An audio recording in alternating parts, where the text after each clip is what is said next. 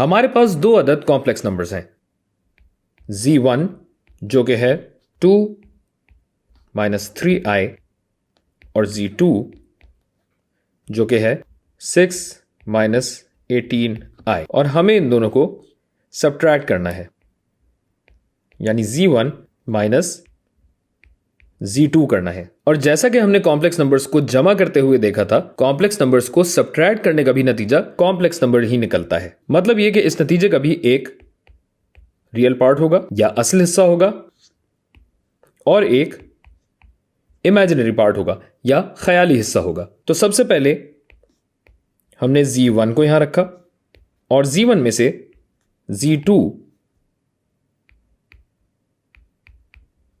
हमें निकालना है, यानी 2 minus 3i minus 6 plus 18i से हमें z मिलना चाहिए। तो हम दोनों को सब्ट्रैक्ट करने के लिए इनके रियल पार्ट्स यानी असल हिस्से अलग करेंगे, यानी 2 माइनस 6, और इमेजिनरी हिस्से को अलग करेंगे।